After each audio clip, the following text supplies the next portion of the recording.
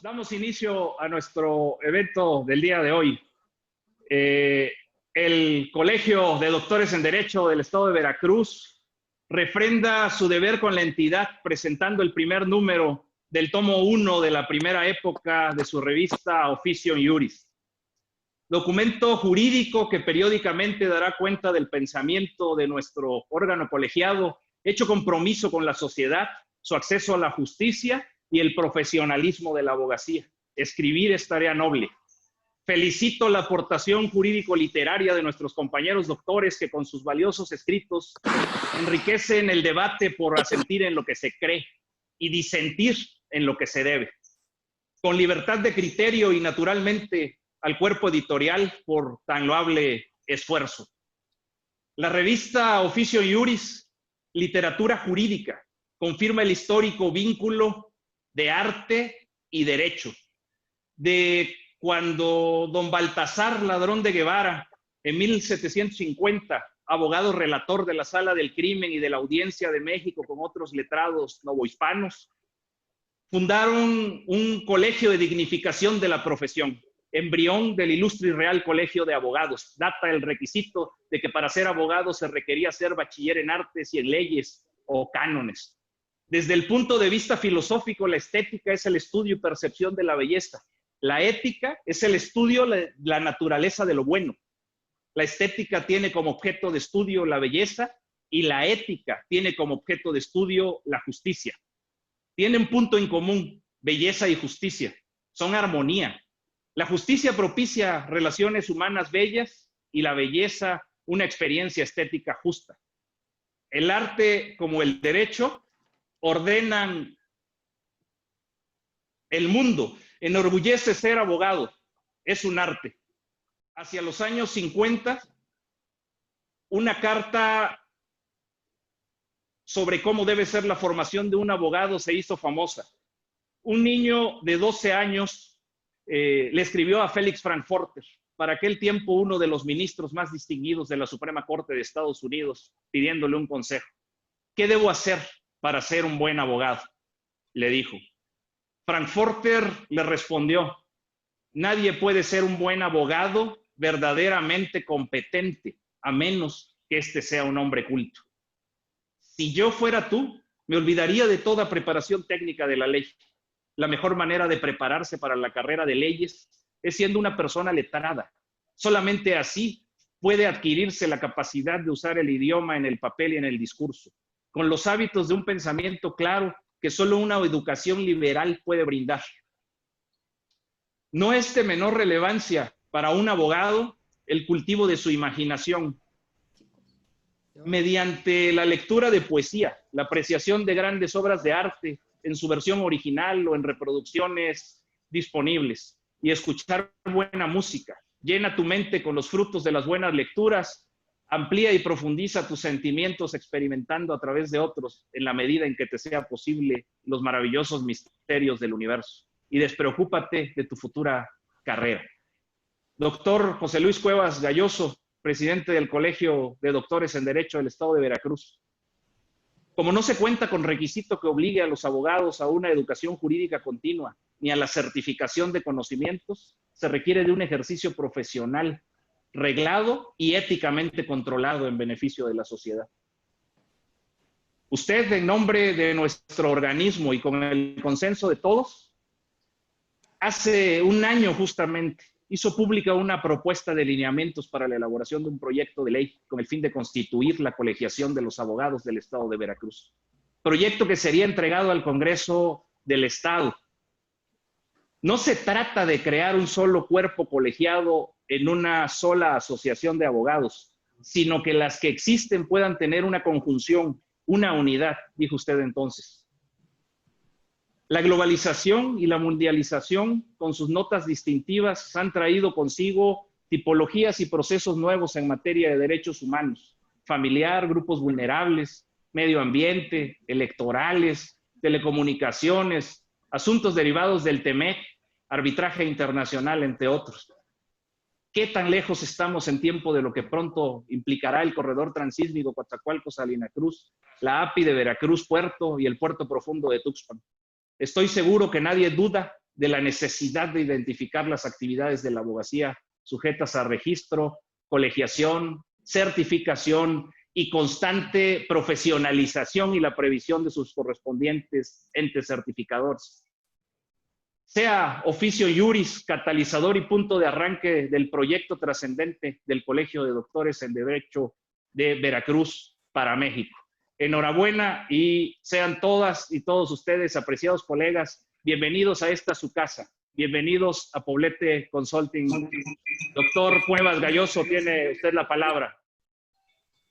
¿Qué tal? Muy buenas tardes. Agradezco sinceramente al doctor Eduardo Poblete, quien a través de Poblete Consulting Group en estas magníficas instalaciones nos ha permitido llevar a cabo la presentación de la revista Officium Juris, el primer número de nuestra revista del Colegio de Doctores en Derecho de Veracruz, Asociación Civil.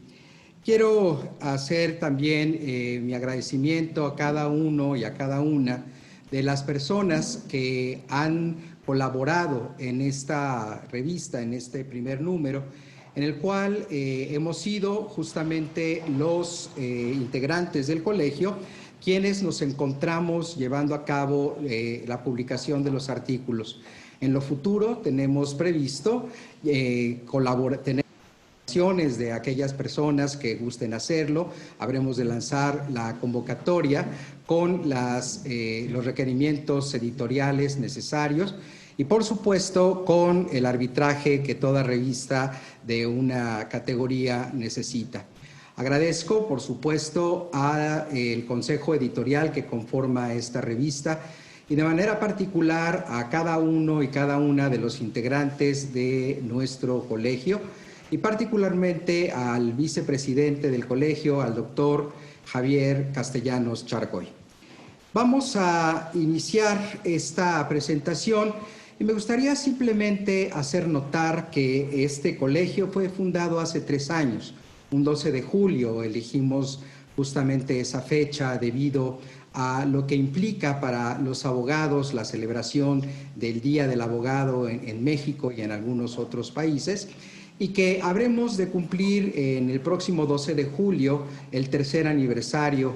Y dentro de las actividades que nosotros desarrollamos, pues se encuentra uno que estaba previsto como un objetivo, que era la difusión de nuestras ideas en el ámbito jurídico.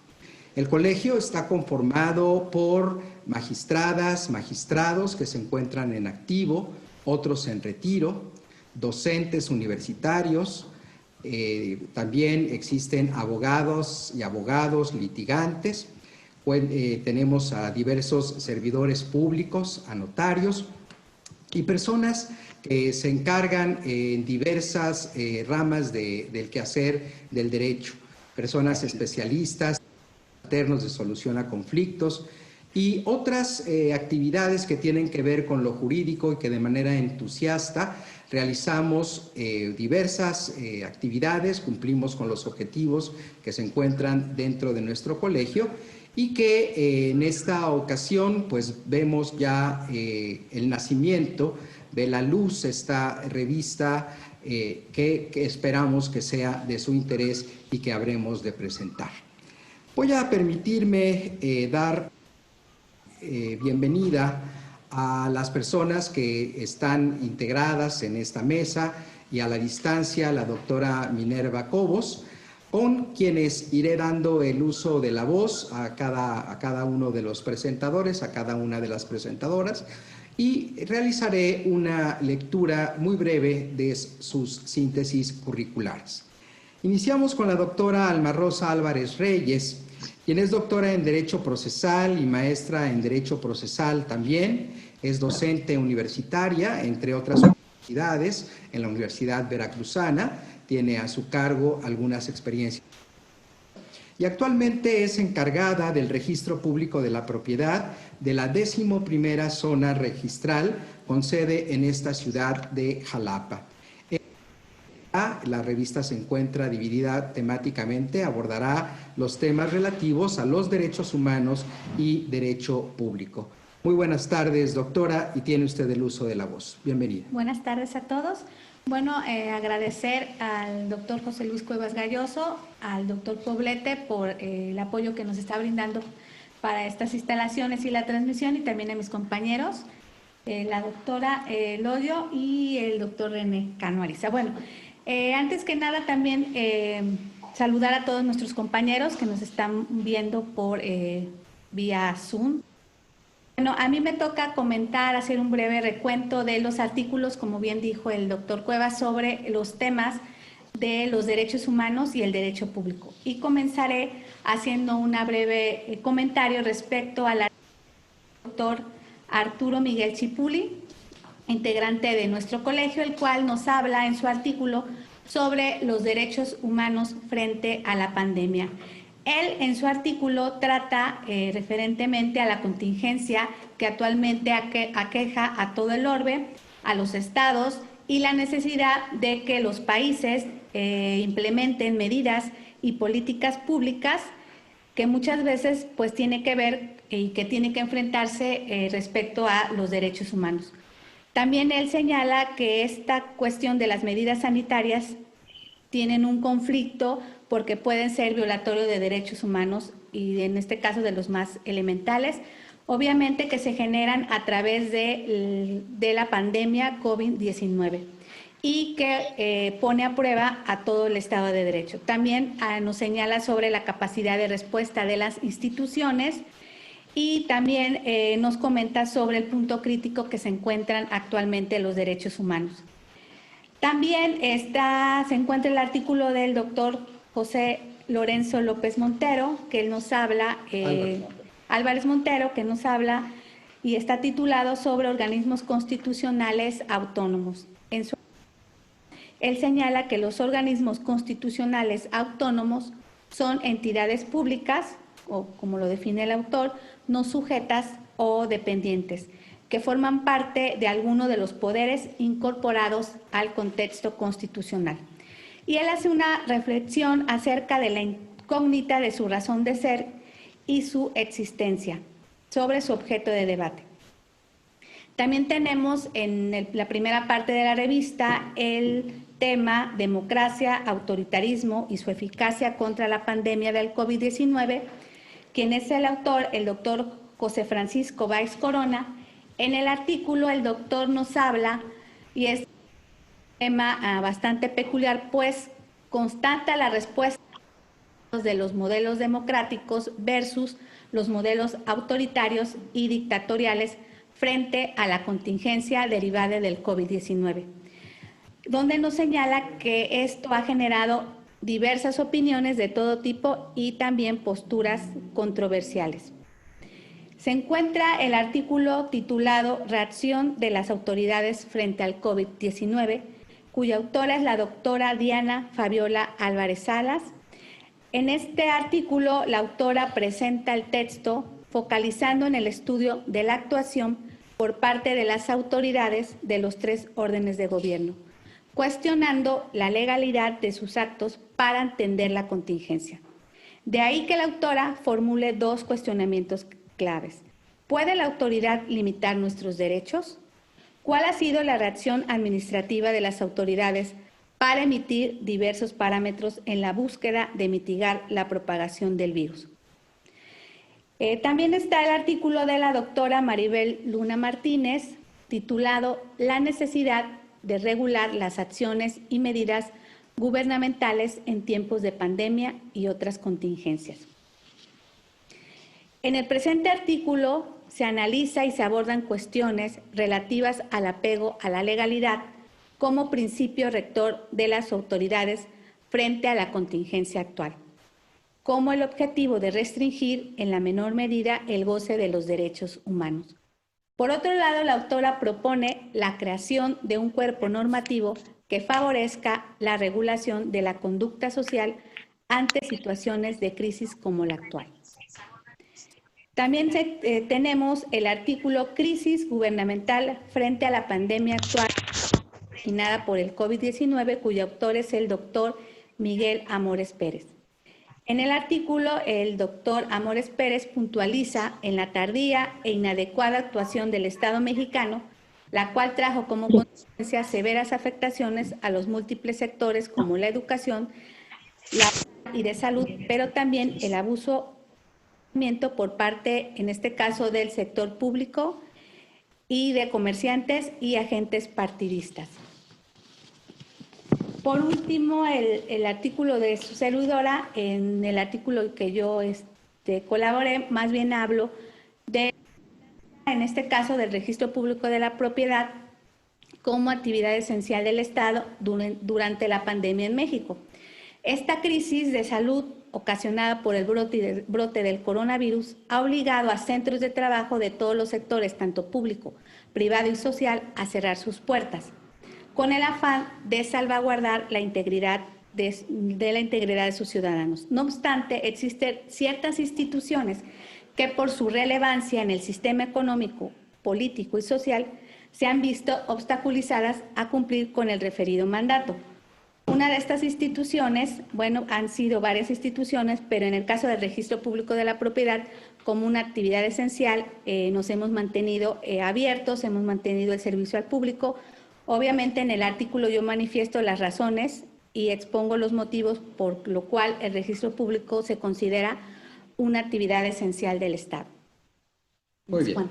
Agradezco mucho a la doctora Álvarez Reyes, que ha narrado justamente cuáles son esos artículos que se encuentran en el capitulado denominado Derechos Humanos y otro, el Derecho Público.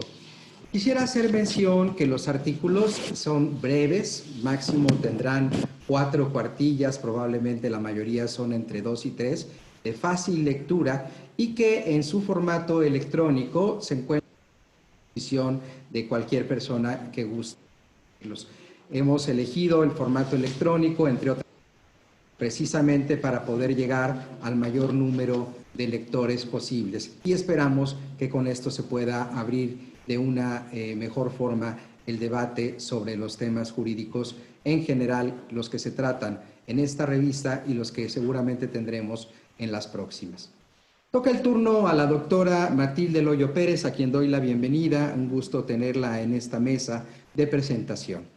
Ella es egresada de la Facultad de Derecho de la Universidad Veracruzana, es maestra en Derecho Laboral y doctora en Derecho de la Universidad de Jalapa. Actualmente es abogada postulante y socia fundadora del despacho Loyo y Asociados, en el cual brinda asesoría a patrones. Es integrante de la Sociedad Mexicana del Derecho de Trabajo y de la Seguridad Social, miembro fundador del Colegio de Abogados Laboralistas del Estado de Veracruz, Asociación Civil, y del Colegio de Abogados en Materia Laboral de Jalapa, también Asociación Civil, del cual es actualmente secretaria. Además es integrante del Colegio de Doctores en Derecho del Estado de Veracruz, México, como lo somos cada uno de los integrantes de esta mesa, y la doctora Minerva Cobos, quien se encuentra en la ciudad de Veracruz y que también habrá de tener una participación en el siguiente turno. Tiene usted el uso de la voz, si es tan amable, doctora Matilde Loyo. Gracias, presidente. Doctor José Luis Cuevas. Saludo también a los doctores que nos acompañan en esta mesa, doctora Alma Rosa Álvarez Reyes, doctor René Cano Ariza y vía remota a la doctora Minerva Cobos. A mí me toca presentar los capítulos litigio y procesos judiciales y el capítulo laboral de esta revista, que es un orgullo tener un artículo mío en ella. Así es que paso a lo siguiente. El primer artículo que voy a comentar es del doctor Luis Alberto Martín Capistrán. El título es Reinventar el ejercicio de la abogacía en tiempos de crisis. En este tiempo de pandemia, que en México, al igual que la mayoría de los países del mundo, estamos en una emergencia que, como sabemos, es a consecuencia de un virus que es muy contagioso y que provoca la enfermedad COVID-19. Nos encontramos los abogados que a mediados de marzo del presente año, por acuerdo publicado asimismo en el Diario Oficial de la Federación, suspenden actividades todos los tribunales, juzgados, juntas de conciliación, y entonces nos preguntamos los abogados qué es lo que sigue. Aquí el doctor Luis Alberto Martín Capistrán nos señala en su artículo que los abogados en estos tiempos de crisis debemos de exhortar a las autoridades para que nos ofrezcan mayores herramientas para facilitar el acceso a la justicia. Porque nos encontramos que al estar suspendidas todas las actividades, laborando, no hay acceso a la justicia, los expedientes quedaron inmovilizados, no los hemos podido revisar. Eventualmente, algunos tribunales que tienen buenas plataformas digitales han seguido trabajando, pero en su gran mayoría no los tenemos. Estas plataformas digitales son muy caras y el Estado, pues, especialmente de Veracruz, no ha contado para implementarlas, como por ejemplo en las juntas de conciliación y arbitraje no se cuenta con ninguna plataforma donde se puedan checar los acuerdos, el estado procesal de los expedientes, como en los juzgados civiles, que ellos sí cuentan con una plataforma, pero al quedar paralizado queda suspendida también el acceso a la justicia.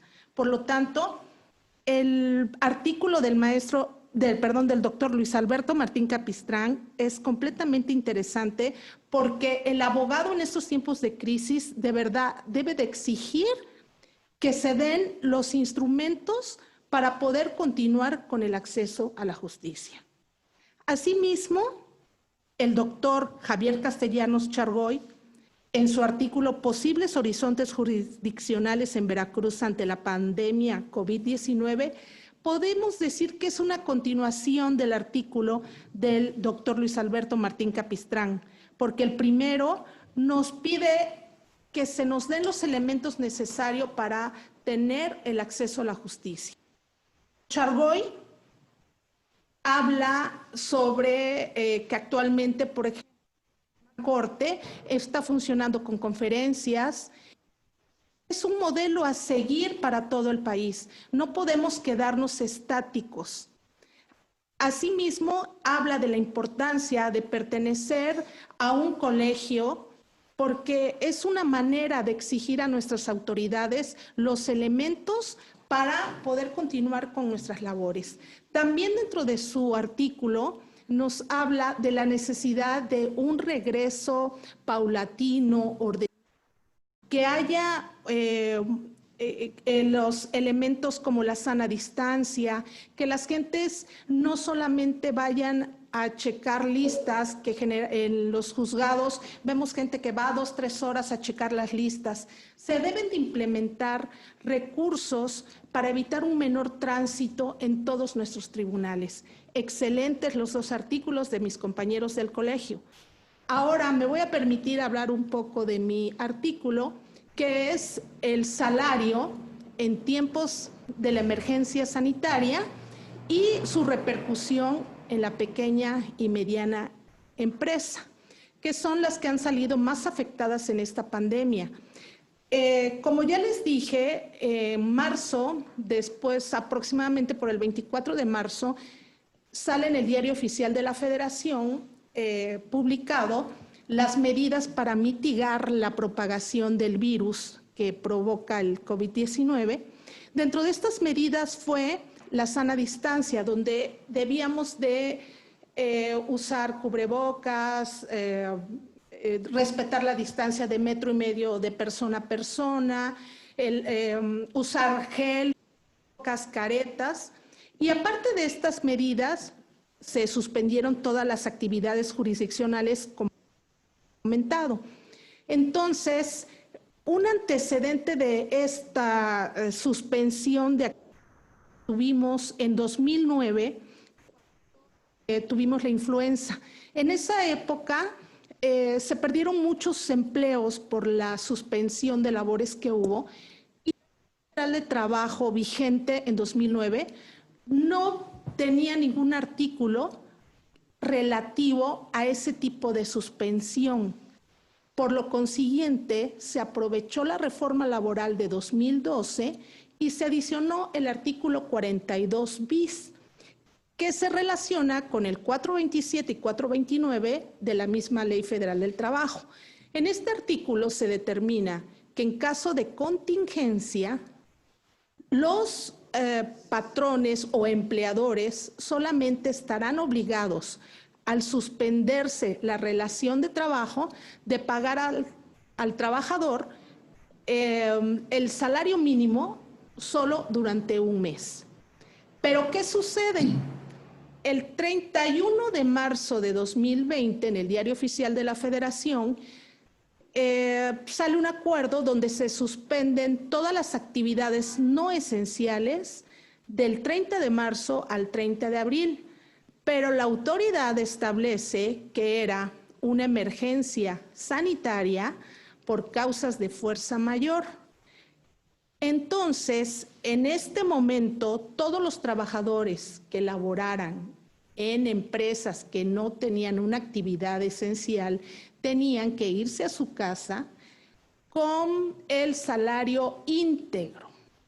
Aquí, los más afectados, la pequeña y mediana empresa, quedaron realmente desprotegidos al no tener una actividad esencial, por decir, de alimentos, de transportes, de telecomunicaciones, etcétera. Al no estar su actividad dentro de una actividad esencial, tenían que enviar a sus trabajadores con goce de sueldo íntegro.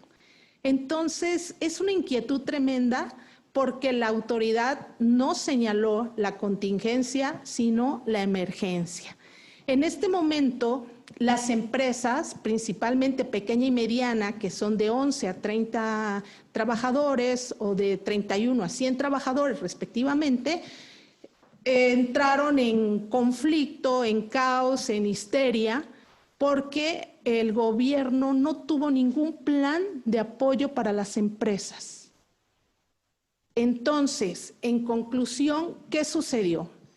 Tuvieron que dar por terminadas relaciones de trabajo, tuvieron que dar vacaciones adelantadas, tuvieron en ese momento que hacer convenios de disminución de salario, convenios por home office, tuvieron en ese momento que inventar, tuvieron que consultar a sus abogados y ver el menor detrimento para la empresa. Pero en conclusión, ¿qué sucede? En marzo tenemos que en cifras del INEGI hubo alrededor de 130,000 despidos de trabajadores formales. En abril hubo aproximadamente 555,000 despidos de trabajadores formales. En mayo, alrededor de 355,000 despidos de trabajadores formales. En total, en 3 meses, hubo más de 1 millón de trabajadores que quedaron sin empleo. Asimismo, alrededor de 10,000 empresas se dieron de baja ante el Instituto Mexicano del Seguro Social. Entonces, esta crisis, ¿qué nos hizo? Los abogados tuvimos que reinventar. Los abogados tenemos que exigir a nuestras autoridades que nos den las mejores herramientas. Los abogados tenemos que ver que el regreso a los tribunales sea de manera paulatina, que tengamos realmente un acceso a la justicia. En conclusión, vemos que va a ser muy difícil volver a una nueva normalidad. Tenemos que el gobierno va a tener que implementar paquetes económicos para apoyar a las empresas. Tenemos un camino difícil, los abogados reinventándonos y ante esta pandemia lo hemos visto también que hemos estado actualizándonos vía Zoom. Es una plataforma que la mayoría la habíamos utilizado 1 o 2 veces, pero que ahora es un medio de comunicación de todos nosotros. Nos hemos estado reinventando. Las empresas van a necesitar un buen apoyo del gobierno y tenemos que volver a la normalidad poco a poco. Esa es una síntesis de estos 3 artículos de mis 2 compañeros y mía, que espero que les haya agradado y por favor lean la revista, excelentes artículos de todos. Gracias. Muchas gracias, doctora Loyo. Gracias. Vamos a continuar con la presentación a cargo de la doctora Minerva Cobos Lucero, quien, como había dicho hace un momento, se encuentra en la ciudad de Veracruz y, pues, gracias a estos medios electrónicos, como lo comentaba la doctora Matilde, podemos estar enlazados con ella y con todos ustedes que amablemente siguen esta transmisión. La doctora Minerva Cobos Lucero estudió la licenciatura en Derecho y obtuvo mención honorífica al recibir los grados de maestría y doctorado. Es expresidenta del Colegio de Abogados de Veracruz, Asociación Civil, vicepresidenta del Consejo Coordinador Empresarial en Veracruz, Boca del Río, y del Consejo de Egresados de la Universidad Cristóbal Colón. Es catedrática y notaria pública. Expresidenta del Consejo Consultivo del Instituto Veracruzano de las Mujeres, presidenta y fundadora del Observatorio Ciudadano para la Equidad de Género del Estado de Veracruz, Asociación Civil, conductora del programa Observatorio y comentarista de análisis jurídico en radio y televisión. Se ha desempeñado como agente del Ministerio Público Investigador, defensora de oficio y oficial del Registro Público de la Propiedad y del Comercio de Veracruz. Es coautora del libro Estudios sobre Género desde una visión multidisciplinaria. La Minerva Cobos habrá de abordar los tópicos relativos al derecho penal, los medios alternos de solución de controversias y educación. Tiene usted el uso de la voz, doctora Minerva, y la saludo con afecto. Buenas tardes. Agradezco la invitación a participar en la presentación de la primera, seguramente de muchas revistas. Saludo con afecto a mis compañeros, a la doctora Alma, a la doctora Matilde, a Ignacio y a todos los que se encuentran presentes. A mí me toca platicar sobre los artículos de distinguidos compañeros a quienes admiro profundamente y que me encantaría platicar de todos los artículos que voy a mencionar, pero que por razón de tiempo me concretaré a 3 temas. Saludo y reconozco el trabajo del doctor Raúl Pimentel, del doctor Enrique Rentería, de la doctora Estrella Iglesias, de la doctora María Andrea García, de la doctora Clara Beatriz González Alarcón, de la doctora Consuelo Becerra, del doctor Vito Lozano, de la doctora Denise Ángeles Uribe y del doctor Ramar Mendoza. Voy a enfocar de manera especial al trabajo presentado por el doctor Enrique Rentería. El doctor Rentería habla sobre la paralización del proceso penal en asuntos no urgentes y ejecución penal en el estado de Veracruz, originado por el SARS-CoV-2 COVID-19. En su artículo, muy interesante, el doctor Rentería hace un planteamiento que señala cómo el Poder Judicial del Estado no incluyó algunos procesos que podrían haberse tomado en cuenta para desahogar precisamente la situación que está viviendo. La paralización de procesos no urgentes y paralización de la ejecución penal, él habla precisamente que se vulneran derechos humanos con esta paralización, porque en este caso no se establece un sistema de videoconferencias como se hace en el Poder Judicial para asuntos en los cuales se pudiera hacer, como por ejemplo lo tiene, repito, el Poder Judicial Federal. Solamente se establece, dice el doctor Rentería, para casos urgentes. Este planteamiento del doctor Rentería, repito, ha sido tomado como un punto de partida para diversos colegios y asociaciones de abogados que han hecho planteamientos y solicitudes al Tribunal Superior de Justicia del Estado de Veracruz para que se atiendan no solamente los asuntos que hasta este momento se están atendiendo, sino aquellos que pueden, por su naturaleza, celebrarse las audiencias a través de medios electrónicos.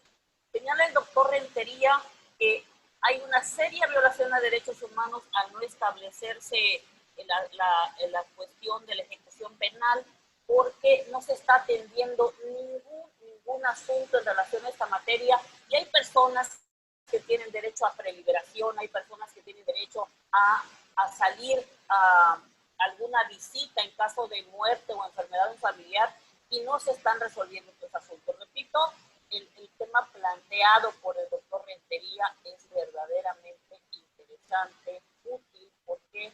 Porque solamente se están atendiendo audiencias en el Poder Judicial del Estado de Veracruz respecto de algunos asuntos, y sin embargo se dejaron de incluir otros que bien podrían estarse atendiendo, porque cuando regrese el tribunal a la normalidad, la agenda seguramente va a explotar con tantas nuevas fechas de audiencias que, repito, en este momento, señala el doctor Rentería, se podrían estar utilizando. Otro artículo que voy a señalar y que también me gustó mucho es el de la doctora Consuelo Serra Zúñiga. Ella nos habla sobre los retos de la aplicación de los medios alternativos de solución de conflictos y la justicia restaurativa utilizando las tecnologías de la información y la comunicación. En un aspecto muy importante, la doctora Consuelo señala que, si bien es cierto, estos medios alternativos en la solución de conflictos no son nada nuevo, que ya tienen muchísimos años, inclusive los conocemos antes que el sistema penal acusatorio, pues pocos se conocen, y lamentablemente este excelente trabajo que se hace a través de estos medios muchas veces es rechazado por los mismos abogados. En este sentido, creo que la doctora tiene una gran experiencia para platicarnos de este tema, en el cual nos habla de la importancia de estos medios alternativos en la solución de conflictos, pero además, hoy por hoy dice que sería interesante también que a través de los medios alternativos, estos medios alternativos se pudieran aplicar a través de las tecnologías de la información y la comunicación. Muy importante, dice la doctora Consuelo, me permito citar, ubicarlos en el contexto jurídico de los mecanismos alternativos y privilegiar antes de los formalismos procesales la preparación del especialista mediador para lograr la confianza y lograr el acuerdo. Recordemos que muchas veces los medios alternativos en la solución de conflictos son rechazados por ese desconocimiento, por esa escasa información y conocimiento que no se da y que no se tiene respecto de los mismos. Ahora, también hay que atender cómo usar la plataforma virtual para esos encuentros. Y aquí surgirían muchas áreas de oportunidad donde todos debemos participar para que pronto sean superadas y se dé certeza jurídica a los acuerdos emanados de esos mecanismos y lograr la justicia restaurativa, que es la restauración del tejido social. Es uno de los muchos retos que plantea la doctora Consuelo, a quien de verdad felicito por un extraordinario trabajo en cuanto a la justicia a través de estos medios alternativos. Por último, me voy a referir al tema que correspondió a su servidora, pero que coincide mucho con el de mi gran amigo Ramar Mendoza. Nosotros nos estamos refiriendo a la educación virtual en la época de la pandemia, un nuevo reto, en que los maestros estamos aprendiendo. En este artículo he señalado que ante el confinamiento nos vimos ante una nueva situación. Nos volvimos educadores, nos volvimos formadores, dejamos de ser maestros frente al aula y empezamos una educación virtual en la que dejamos de ser un simple maestro para convertirnos en tutores. Pero nos dimos cuenta de algo que es digno de reconocerse, que no sabemos todo. Y en ese sentido, los maestros también empezamos a aprender. Y esto también hay que reconocer la problemática que se vive en este país, el desconocimiento, es una de las problemáticas, el desconocimiento de estos mecanismos, de estas tecnologías de la información y la comunicación, pero también la carencia, porque recordemos que hay personas, hay lugares que no llegan los servicios de Internet. En ese sentido, pues hay un problema para la enseñanza. ¿Qué es lo que recomendaba en mi artículo, servidora? Bueno, yo recomiendo la empatía. Muchas veces vimos cómo se encargaba de tarea, de trabajo a los alumnos, con una desconfianza de que probablemente se estén copiando, de que no lo están haciendo bien. Yo privilegiaba el enseñar y difundir los valores, como la honestidad, como la responsabilidad, como la integridad, para que estos jóvenes respondan a este llamado, para que se comprometan en la distancia y allí en el aislamiento, porque probablemente muchas veces la desconfianza se genera en que no los estamos viendo. Entonces, sí, en ese sentido hay que generar clima de confianza y de responsabilidad. Seguramente, no tan solo es un sistema en el cual estamos aprendiendo muchos de nosotros, los maestros, sino también los alumnos, también están siendo afectados y hay que tomar en consideración que finalmente estamos trabajando por jóvenes que sean parte de un futuro y que se sientan incluidos y que el día de mañana, cuando les pregunten qué estabas haciendo en la época de la pandemia, ellos también puedan responder: estaba construyendo la educación de mi país. Es un tema bien importante en el cual, repito, trabajamos de manera similar el doctor Ramar y su servidora, y me permito felicitar sinceramente a todos mis compañeros que he mencionado por su excelente trabajo. Es todo por mi parte. Muchas gracias. Muchas gracias, doctora Minerva. Un gusto escucharla y un gusto saludarla aquí a la distancia. Realmente apreciamos la intervención. Muchas gracias, doctora Minerva. Un gusto escucharla y un gusto saludarla aquí a la distancia. Realmente apreciamos la intervención. Bien, vamos a dar continuidad con esta presentación. Y por último, escucharemos al doctor René Cano Ariza, de quien me permito, como lo hice con los participantes previos, las participantes previas en este caso, dar la lectura de una síntesis curricular. El doctor René Cano es doctor en Derecho por la Universidad de Salamanca, España, obteniendo la calificación sobresaliente cum laude en su examen.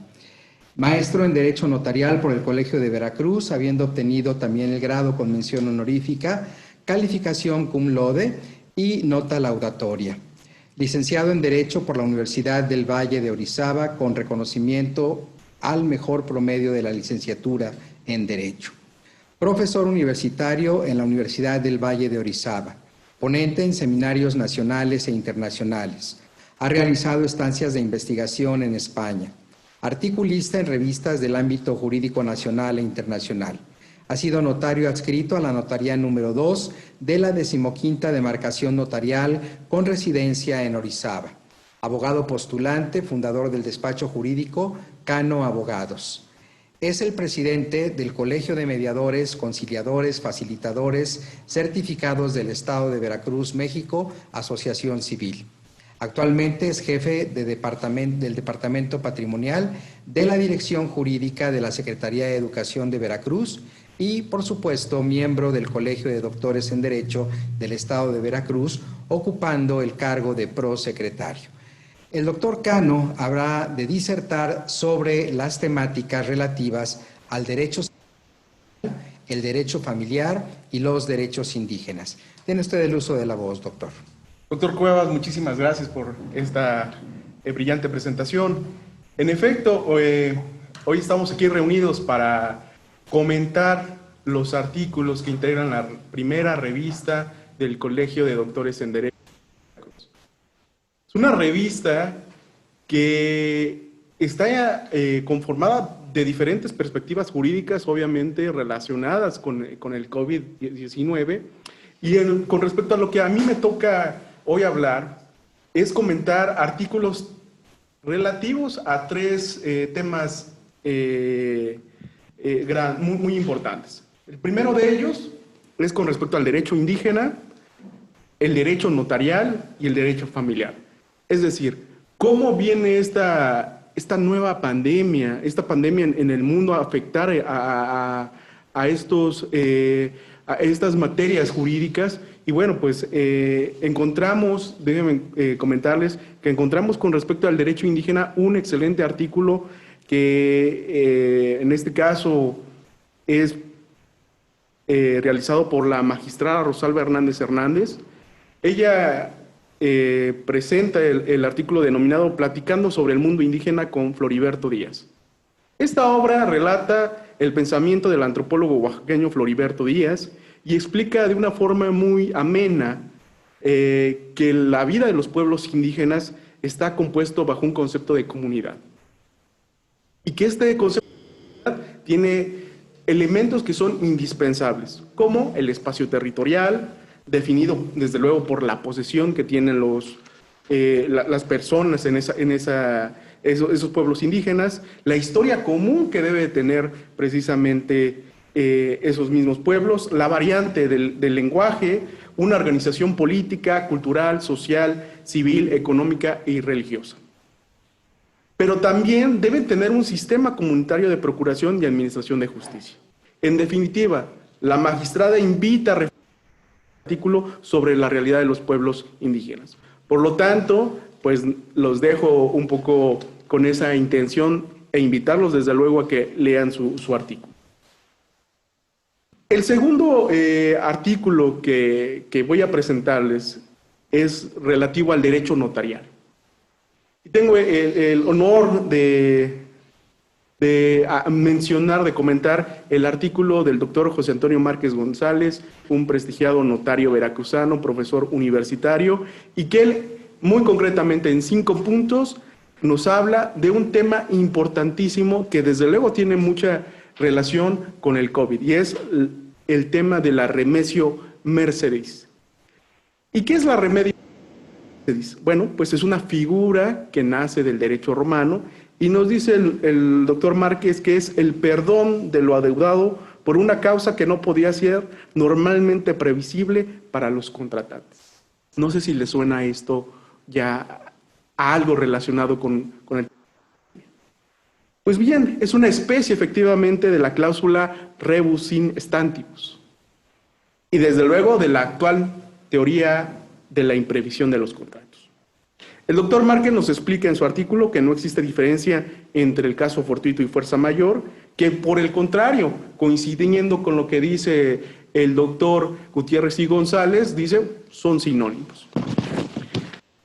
El doctor Márquez nos habla que en el Código Civil de Veracruz se establece lo que es el término acontecimientos extraordinarios, que son aquellos que no se pueden prever por las partes. Y ahí encontramos precisamente esa relación entre el derecho civil, el derecho notarial y lo que actualmente tenemos con la pandemia del COVID-19.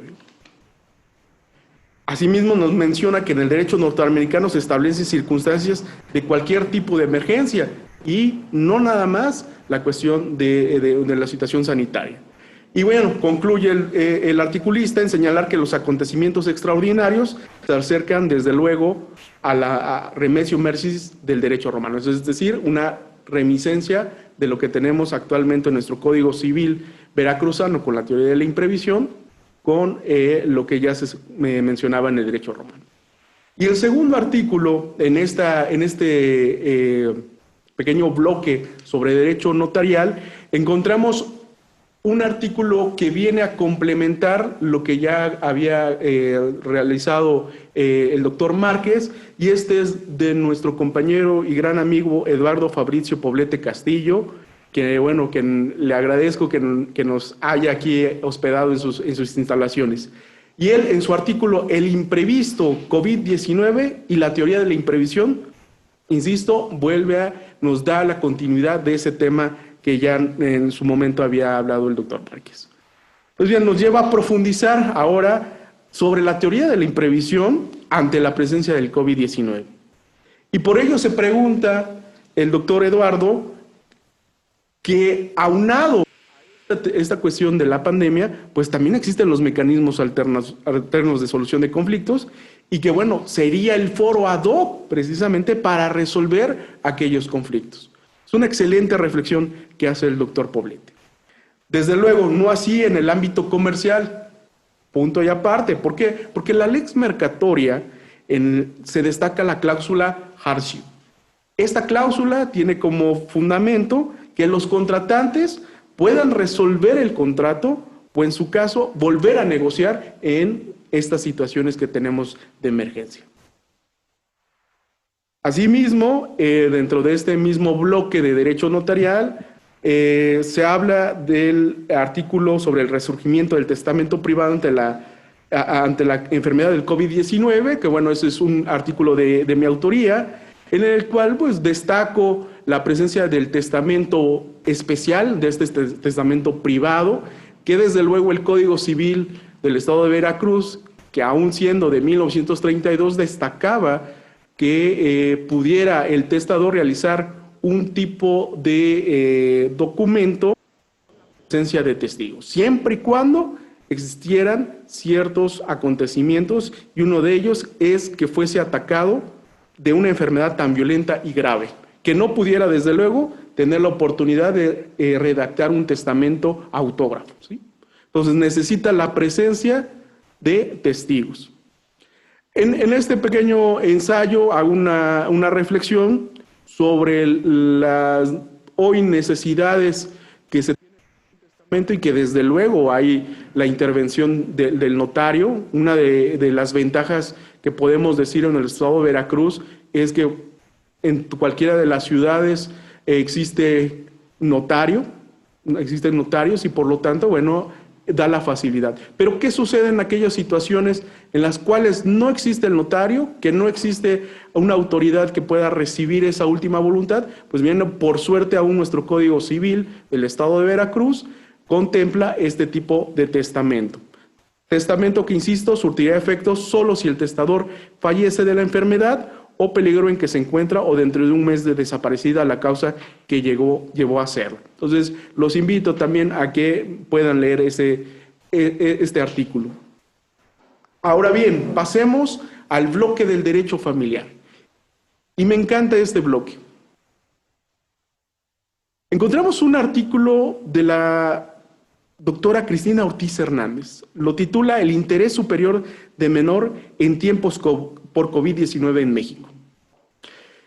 La autora nos hace reflexionar con la siguiente pregunta. ¿Qué sucede con los derechos de la infancia en lo que respecta a su libre desarrollo con las limitantes establecidas para la prevención del COVID-19 impuestos a los infantes?